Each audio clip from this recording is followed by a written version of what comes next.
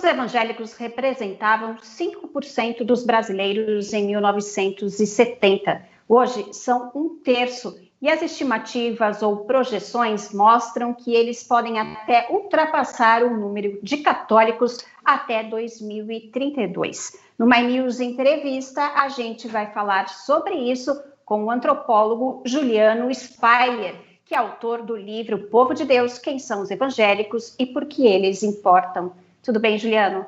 Tudo ótimo, obrigado pelo convite. Prazer em te receber. Juliano, eu quero começar falando sobre esse crescimento, então, no número de evangélicos. Em que contexto se deu esse aumento? Havia o que? Um descontentamento com católicos da Igreja Católica que acabaram saindo da igreja e se converteram? Em que contexto se deu tudo isso? O antropólogo Gilberto Velho sugere que o principal fenômeno social do Brasil no século XX foi a migração massiva de nordestinos do interior do Nordeste e com baixa escolaridade, geralmente analfabetos, que transformaram o país, que era um país predominantemente rural, né? 30% de brasileiros moravam nas cidades, em um país predominantemente urbano, onde, num prazo muito curto, 80% dos brasileiros moram em cidades. É uma mudança que é difícil a gente equacionar, né? Um país que tinha pouco acesso a todas essas possibilidades que a cidade abre, né?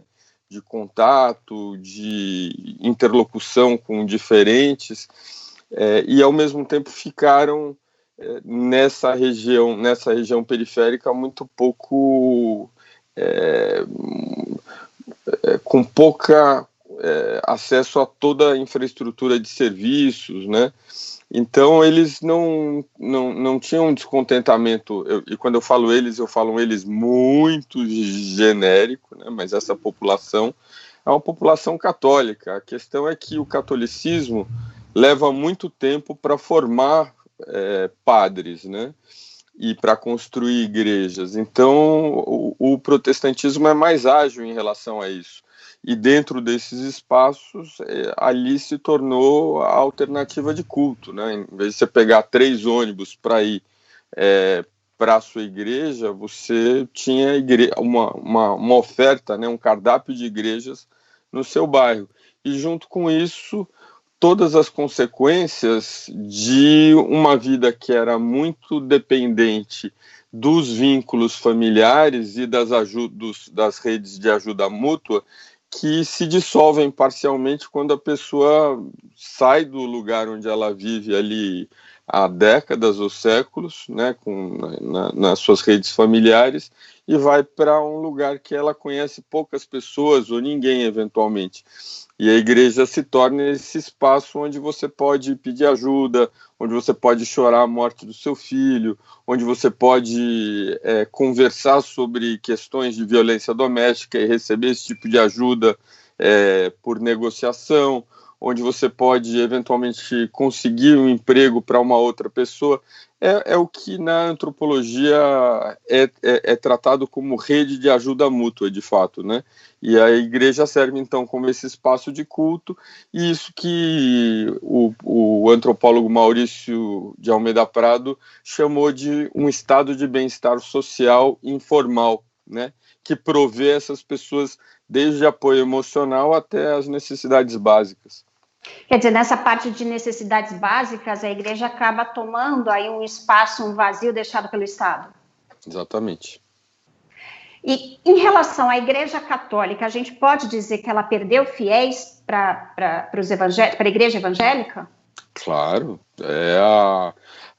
Existe um estudo que eu cito na América Latina que mais da metade dos evangélicos nasceram católicos, né?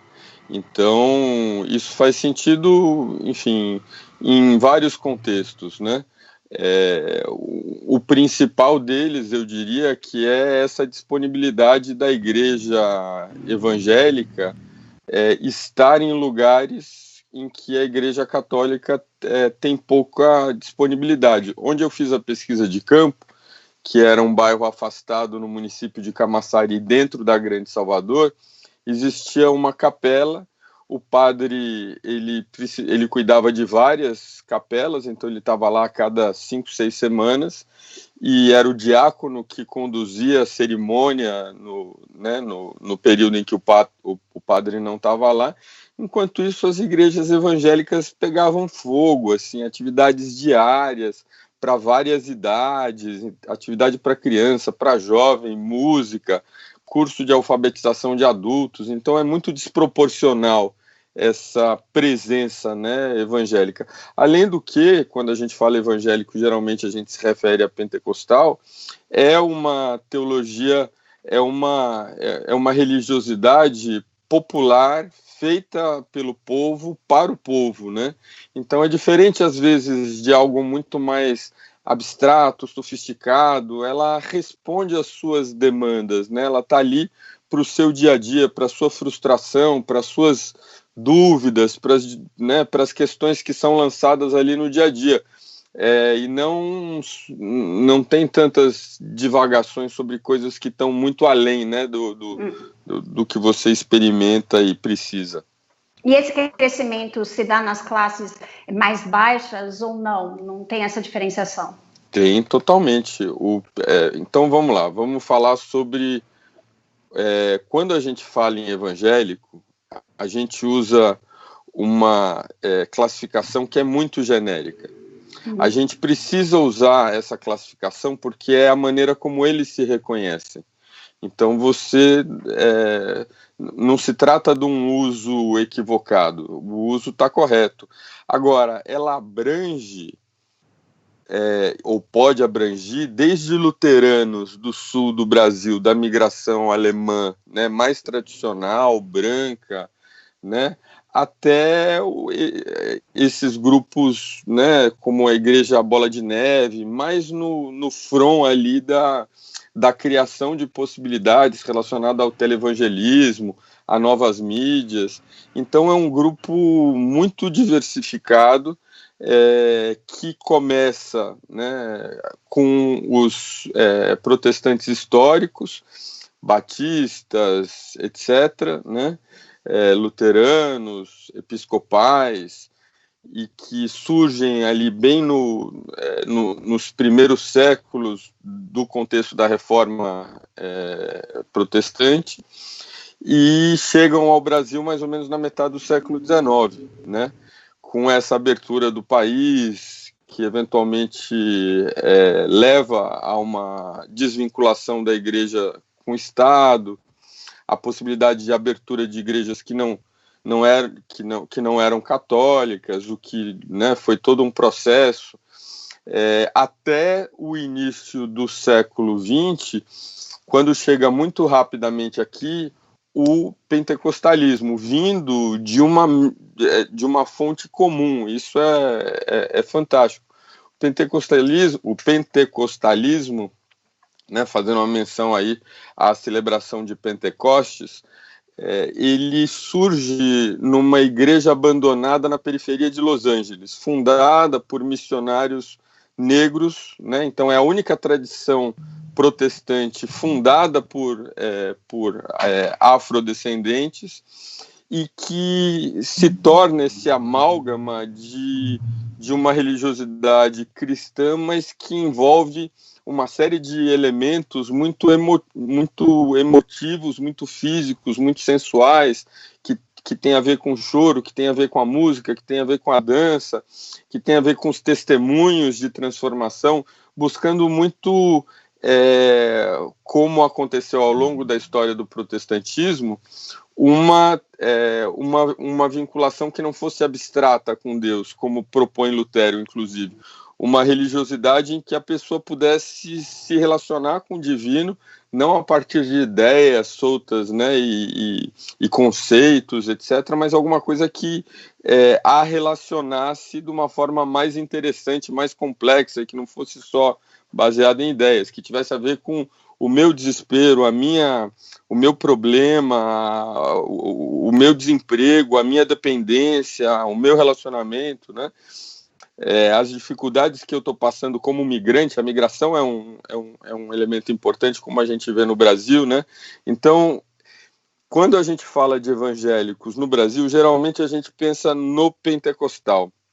Eu não me refiro ao neopentecostal, porque o neopentecostal, o neopentecostalismo, né, é um termo que vem da academia, ele não é nativo. Ele foi criado para sinalizar uma transição em que essa teologia, em que essa religiosidade, ela passa a defender ou propor que o fiel não precisa só esperar outra vida para viver bem, que ele pode viver bem nessa vida também, não só pela prosperidade material, mas por outras prosperidades, né, familiar, de saúde, etc.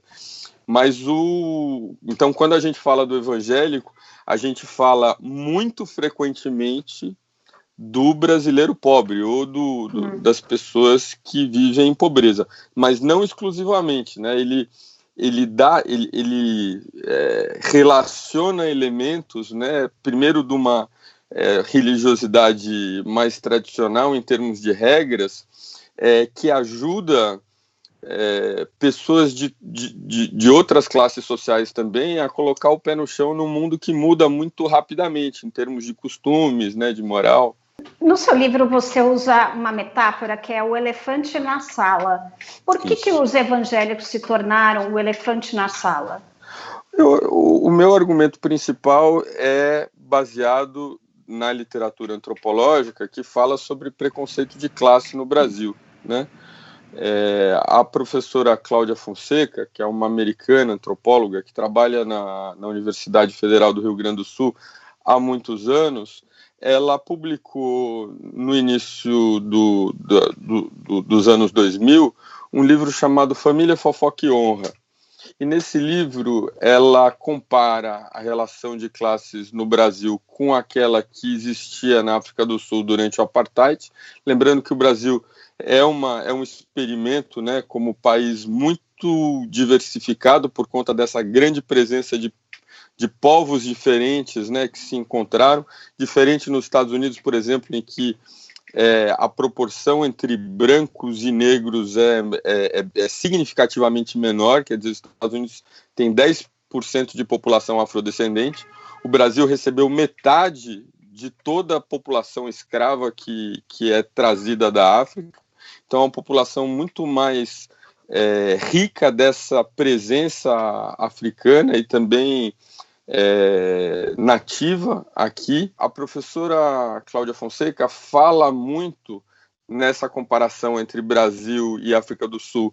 A África do Sul sendo esse lugar que pode ser comparado ao Brasil, né, por conta de uma dimensão, de uma população, de uma presença bastante mista de tradições culturais e povoamentos, que a relação do brasileiro das camadas médias e altas com o brasileiro popular, ela existe de maneiras muito limitadas e que acontecem em situações específicas. Ela diz que elas acontecem principalmente na hora do café da manhã, quando a gente está para sair para o trabalho e bate aquele papinho com a empregada doméstica, né? É um momento de relação, e na hora do assalto, né? Então, sugerindo aí que, apesar, né, dessa nossa impressão de muita mistura e de pouco tipo de distinção entre grupos sociais, a gente, na verdade, é uma sociedade muito segregada, né? E esse tipo de segregação ele se aplica ao pobre em geral, não ao pobre exótico, que é o quilombola, que é o indígena, etc., mas o pobre urbano comum, que acima de tudo ele é visto como um pobre sem cultura, né? Aculturado e, por conta disso, entre aspas, desinteressante, né? Ao contrário do que essa literatura da professora Cláudia Fonseca e de outras aponta, né? Então, o primeiro problema do evangélico é ele ser pobre, né? O que nos coloca numa posição já de desconforto em relação à sexualidade, à religiosidade, a valores familiares, a um certo conservadorismo, né? Então isso já causa o distanciamento. E num segundo ponto, também é apontado pela literatura, por conta de uma postura do evangélico que não se vitimiza em relação à sua posição. Então ele não quer que ninguém passe a mão na cabeça dele, fale, olha, coitadinho, fulano, né, tá aqui, trabalhou a vida inteira. Ele quer fazer a vida dele acontecer, ter acesso, né, aos bens, às vantagens, aos serviços que a gente tem, né, viajar, ter plano de saúde, etc. E por conta disso é um pobre, entre aspas, que é mais incômodo ainda, porque é, entre aspas, metido à besta, né, assim, quer mais do que ele tem. E obviamente eu não estou defendendo isso, estou só ilustrando de onde vem essa dificuldade de lidar com o cristão evangélico. Em parte, né, e numa outra parte vem justificadamente por uma série de conflitos de interesse em relação, por exemplo, a pautas morais, enfim, que enfim, são diferenças reais, né, enfim. O incômodo não é só pelo preconceito, por uma presença cada vez mais viva dentro do Estado, né, e que precisa ser debatida. Então, o propósito do livro acaba sendo uma tentativa de ampliar esse desconforto, de modo a que a gente olhe para o fenômeno de uma maneira mais completa e tenha mais consciência de quais são as suas motivações e quais são as suas consequências. Acho que se cria muito um estereótipo, né? Você falou de conservadorismo, eu queria até te perguntar sobre isso. Todo evangélico é conservador? Isso é real mesmo? Ou criou-se isso também na imagem do evangélico, do cristão evangélico? Excelente pergunta. A princípio, a gente tem visto uma tentativa de redenção do cristão evangélico recentemente. Infelizmente, por esse enquadramento, né? Falando, não, existem evangélicos progressistas. Existem. Infelizmente, eles são todos de classe média, né? Assim, ou são principalmente de classe média, e que convivem dentro de ambientes de classe média que estão mais associados ao convívio universitário e aos valores que circulam dentro desse ambiente de classe média cosmopolita internacional, que viaja, etc., né? Mas eu argumento no livro que isso é um problema e que quando a gente fala de conservadorismo, a gente precisa separar o conservadorismo da pauta de valores morais, né, que se resume basicamente à questão do aborto, da legalização das drogas e do casamento gay. Há uma outra pauta, e aí sim você pode falar de evangélicos, quer dizer, o evangélico que defende o Estado laico, o evangélico que defende políticas que combatam a corrupção, o evangélico que defende a proteção de povos nativos, enfim, o evangélico que defende pautas de interesse nacional que não são simplesmente as pautas de costumes.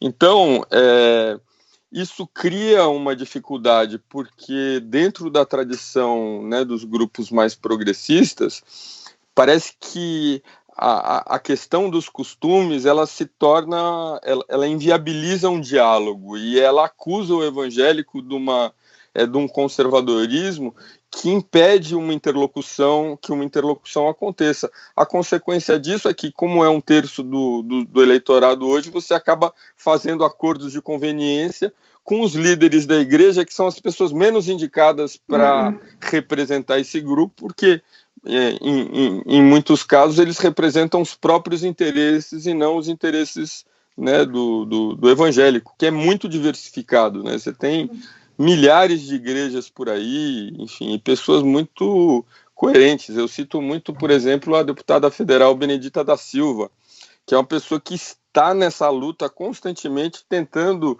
explicar para o partido dela que os evangélicos não são todos iguais e que está tentando explicar na igreja dela que as pessoas de esquerda não são todos iguais, né? E mostrando que existe muito em comum. É um argumento que eu concordo também, quer dizer, quando você pensa numa igreja ou num fenômeno social, mais do que numa religiosidade, que a primeira consequência da pessoa que abraça é parar de beber. Para de beber, ela para de bater na mulher. Além disso, dentro do contexto da igreja, em que as pessoas estão constantemente sendo chamadas a ter esse contato direto com Deus via Bíblia, o sujeito está lá no culto e ele não consegue ler. E a igreja oferece ali a escola, né, de alfabetização de adultos. Então, uma série de consequências muito positivas, né, de oferecer essa rede de proteção num lugar onde mais ninguém vai, em que não é só o Estado que não está presente, é a sociedade que fala, que pena, é ruim, mas que não faz alguma coisa propriamente, né, ou muitos não fazem, não dá para generalizar. Então a igreja, eu acho que em muitos aspectos, ela está muito alinhada com o que é o desejo de qualquer pessoa progressista no Brasil, que é diminuir a desigualdade social. Inclusive, levando numa projeção interessante, a ideia de que essas pessoas, fazendo uma migração de uma camada popular para uma camada média e se envolvendo, por exemplo, em cursos universitários, que a princípio são como professores ou como enfermeiros, se tornem menos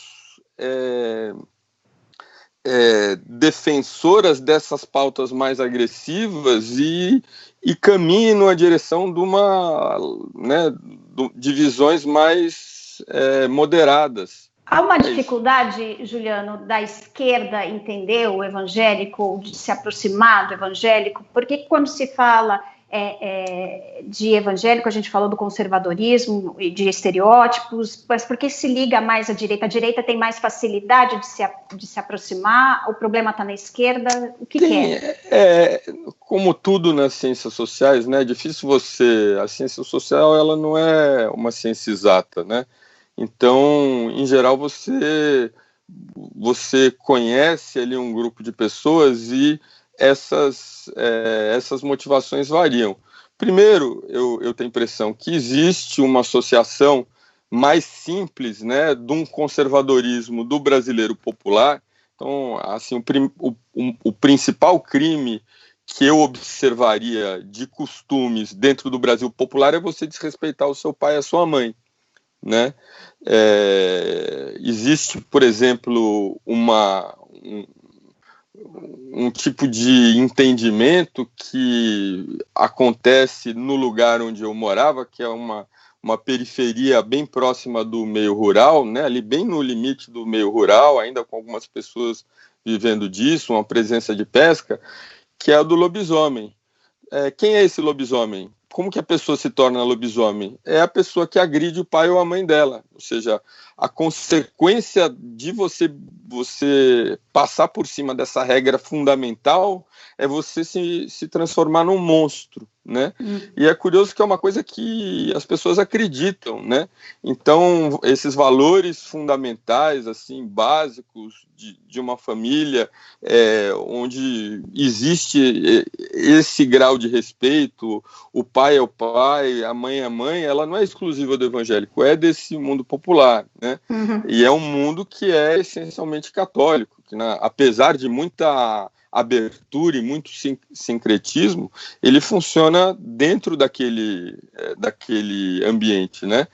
Então, esse é uma primeira sinalização que aproxima, ou seja, em termos de costumes, é mais fácil você se aproximar desse grupo, né, que percebe a família dessa forma, mais tradicional, do que do outro. Num segundo ponto, num segundo âmbito, você tem as pessoas progressistas que rejeitam, né, de cara o evangélico de uma forma muito estereotipada e muito curiosamente generalizante, né, que transforma o termo evangélico num xingamento. Né? Eu gosto muito do exemplo do professor Richard Dawkins, da Universidade de Oxford, que é um biólogo importantíssimo, um cientista incrível, que se tornou um cruzado, ele mesmo fundamentalista, na minha opinião, contra o fundamentalismo. Né? Um fundamentalismo que despreza qualquer tipo de relação que qualquer pessoa possa ter com o mundo espiritual, né? Defendendo um ateísmo fundamentalista. E a nêmesis, né, a crítica, um dos críticos desse pesquisador, né, desse biólogo, é um crítico literário da Universidade de Cambridge, que curiosamente é irlandês, né, sendo Dawkins inglês, e que curiosamente é católico e marxista, né, sendo Dawkins inglês e liberal e ateu, e que fala sobre o Dawkins, dizendo: é muito curioso que o professor Dawkins, como cientista, se propõe a falar sobre um assunto que ele nunca estudou. Ou seja, você tem aí milhares de anos de tratados teológicos, de experiências espirituais, nos grupos, né, nas sociedades onde existe escrita, naquelas que não existem escritas, e vem uma pessoa sem um conhecimento prévio em nada disso e faz uma idealização vulgarizada do que seja Deus, que ele, segundo o professor Terry Eagleton, é o nome dele, é como se fosse o pé grande, sabe a ideia do pé grande? Aquele monstro das neves, é meio que Deus. Então isso é uma mentira, é um mito, é uma fantasia, a gente não deve acreditar. E dessa forma,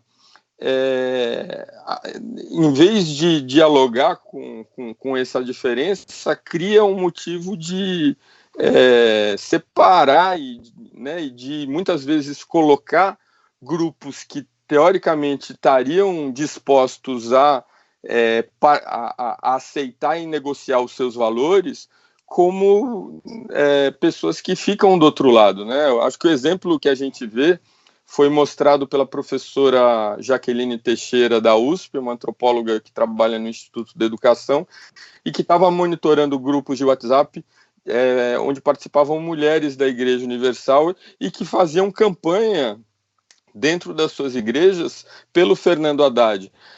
E no momento que o Haddad, na TV Aparecida, que é uma TV católica, você vai lá e você chama o Edir Macedo de charlatão, elas perdem ali a capacidade de defender o voto no Haddad, porque elas ouvem assim: mas você vai votar no outro que não gosta da gente, né?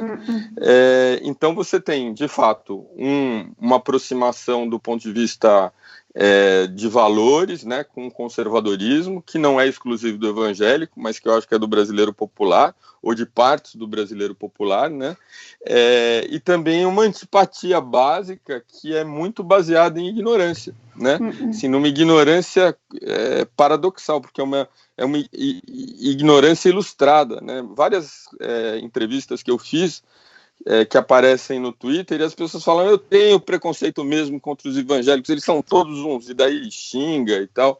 E é curioso, né, porque é contra a lei você desrespeitar Sim. a religiosidade, qualquer que seja ela o candomblé ou seja ela a do evangélico. E existe um certo orgulho disso, né, uma raiva, um embrutecimento, uma falta de interesse em dialogar com esse outro. E é curioso porque, como diz o professor Terry Eagleton, esse católico marxista, né, essas pessoas não sabem nada, e elas não querem saber, elas têm orgulho de não saber, elas não querem. Parece que assim, são 65 milhões de brasileiros e eles se encaixam em 2 enquadramentos, em 2 perfis. Ou do mercador da fé, ou do coitadinho fundamentalista, né?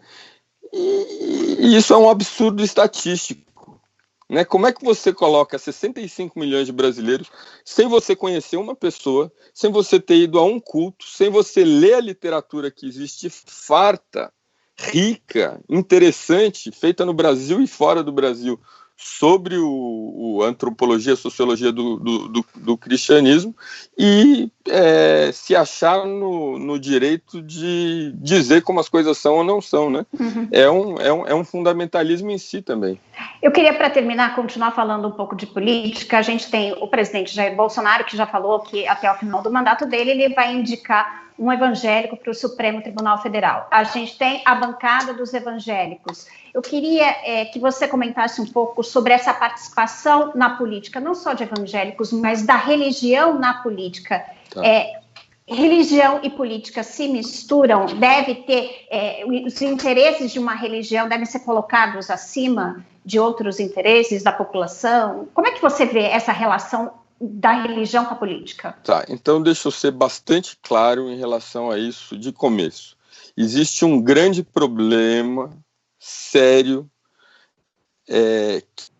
que a sociedade, inclusive quem está dentro ou se identifica como sendo dentro do campo progressista, que é a instrumentalização da fé pelo uso de algumas instituições para a promoção de determinados candidatos de uma forma que é mais do que simplesmente informativa e que usa ali de recursos supostamente sobrenaturais, de abençoar e etc., para a eleição de pessoas que, depois de eleitas, se tornam representantes ou subordinadas às pessoas que são líderes nessas igrejas e não a seus eleitores.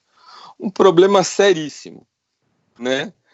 E que deve ser confrontado e que deve ser tratado. Não existe problema nenhum, eu entendo constitucionalmente, e eu falo isso como um leigo, porque eu não sou advogado, enfim, mas como leigo eu acho que a ideia do Estado laico é o Estado que aceita que você faça o que você quiser dentro do seu, né, do que compete a você em relação à sua religiosidade, né? Inclusive, é uma pauta histórica do protestante a defesa do Estado laico, porque o protestante, durante a maior parte do tempo, e ainda né, mas já foi muito mais, foi minoritário. Então, sempre foi interessante ao protestante defender o direito de cada um poder ter a religiosidade que quer. Então, de um lado, né, assim, eu acho que não é difícil você separar qualquer tipo de valor religioso da pessoa, por mais que ela diga, aqui deixa de ser o católico, aqui se torna o ministro, aqui deixa de ser o deputado e aqui entra né? Essas separações não existem. Agora, existe sim o problema do uso de determinados elementos para criar grupos que são eleitos e que atuam dentro do Congresso e passam a atuar como lobby, né, atuar favoravelmente a determinadas organizações que não necessariamente ajudam essa outra população.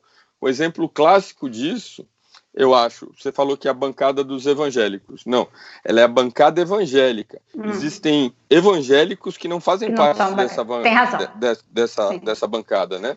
E essa bancada se aproxima, por exemplo, da bancada da bala em relação à liberação de porte de arma, e que a consequência disso é o aumento da violência formal contra pessoas negras e pardas, que são a maioria dos evangélicos. Então, passa a existir um contrassenso, né?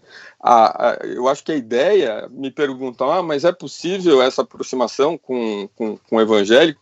Eu acho que, na verdade, tem um grupo de evangélicos que está esperando que essa mão seja estendida, né? Esperando que, como um pastor uma vez contou numa entrevista, que evangélico não seja usado o termo evangélico como xingamento. Então, se a pessoa, por exemplo, é homofóbica, chama ela de homofóbica, não chama ela de evangélica, né?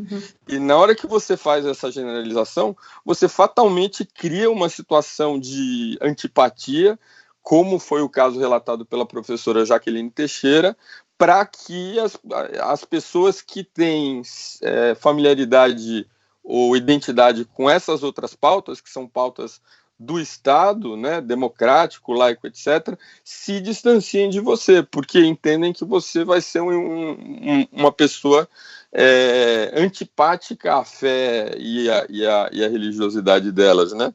E acaba criando um efeito contrário, que é de você, bom, eu não gosto do evangélico, mas eu preciso do voto evangélico, eu vou falar com o evangélico? Não, eu vou falar com o líder da igreja, entendeu? E você vai estimular que essa diferença continue artificial, em vez de você dialogar com o povo evangélico e falar, que é a ideia de tudo, né? A democracia não é o convívio entre os iguais, é o convívio entre os diferentes. Então, vamos negociar as diferenças dentro do espaço que a gente pode e defender esse bem maior, que você pode pensar desse jeito, eu posso pensar do outro jeito, e nós podemos dialogar, né? Tá certo, Juliano Speyer é antropólogo, autor do livro Povo de Deus, Quem são os Evangélicos e por que eles importam. Muito obrigada pela entrevista, foi um prazer. Eu que agradeço. Bom, e esse foi mais um My News Entrevista. Se você gostou, compartilhe o nosso vídeo, se inscreva no canal, venha ser membro do My News. Tchau, gente!